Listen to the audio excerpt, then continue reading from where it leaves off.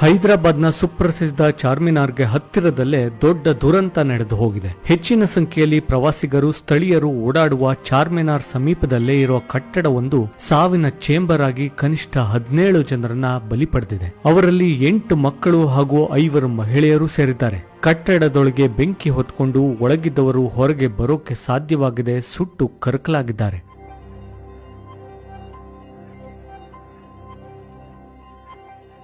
ಗುಲ್ಜರ್ house ರಸ್ತೆಯಲ್ಲಿರುವ ಕಟ್ಟಡಗಳಲ್ಲಿ ಬೆಂಕಿ ಅವಘಡ ಸಂಭವಿಸಿದೆ. ಅಗ್ನಿಶಾಮಕ ಇಲಾಖೆಗೆ ಭಾನುವಾರ ಬೆಳಗ್ಗೆ 6:30 ವೇಳೆಗೆ ಕರೆ ಹೋಗಿದ್ದು, ಅವರು ಬಂದು ರಕ್ಷಣಾ ಕಾರ್ಯಾಚರಣೆ ನಡೆಸುವ ಹೊತ್ತಿಗಾಗಲೇ ಮನೆಯೊಳಗಿದ್ದವರಲ್ಲಿ ಹೆಚ್ಚಿನ ಜನರು ಪ್ರಜ್ಞೆ ಕಳೆದುಕೊಂಡು ನೆಲಕ್ಕೆ ಬಿದ್ದಿದ್ರು. ಅಪಾಯದಿಂದ ತಪ್ಪಿಸಿಕೊಂಡು ಹೋಗೋಕೆ ಪ್ರಯತ್ನಿಸಿದವರು ಬೆಂಕಿಯಲ್ಲಿ ಸುಟ್ಟು ಹೋಗಿದ್ರು. ನಸುಕಿನಲ್ಲಿ ಈ ಅವಘಡ ಸಂಭವಿಸಿದ್ದು ಸ್ಥಳೀಯರು 10 ಜನರನ್ನ ರಕ್ಷಣೆ ಮಾಡಿದ್ದಾರೆ. ಇಲ್ಲಿನ ರಸ್ತೆಯಲ್ಲಿ 100 ವರ್ಷಗಳಷ್ಟು ಹಳೆಯದಾದ ಅಂಗಡಿಗಳು ಇವೆ.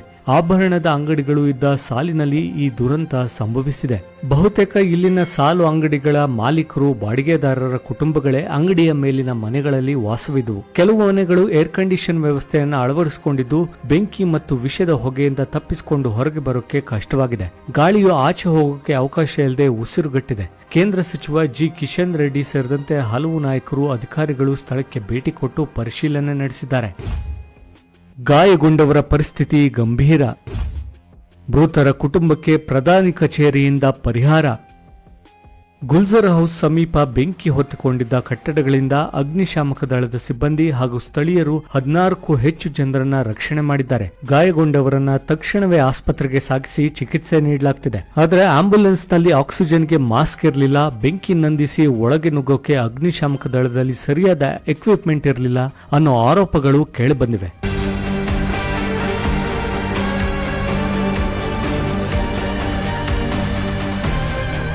ಇನ್ನು ಈ ದುರ್ಘಟನೆಯಲ್ಲಿ ಗಾಯಗೊಂಡಿರುವವರಲ್ಲಿ ಕೆಲವರ ಸ್ಥಿತಿ ಗಂಭೀರವಾಗಿದೆ ಅಂತ ತಿಳಿದುಬಂದಿದೆ. ಸ್ಥಳೀಯ ನಿವಾಸಿಗಳ ಪ್ರಕಾರ ಭಾನುವಾರ ಮುಂಜಾನೆ ಕಟ್ಟಡದ ಮೊದಲ ಮಹಡಿಯಲ್ಲಿ ಬೆಂಕಿ ಕಾಣಿಸಿಕೊಂಡಿತ್ತು. ಗಾಯಗೊಂಡವರನ್ನ ಉಸ್ಮಾನಿಯಾ ಆಸ್ಪತ್ರೆ, ಯಶೋಧ ಆಸ್ಪತ್ರೆ, DRDO ಆಸ್ಪತ್ರೆ ಹಾಗೂ ಅಪೋಲೋ ಆಸ್ಪತ್ರೆಗೆ ದಾಖಲಿಸಲಾಗಿದೆ.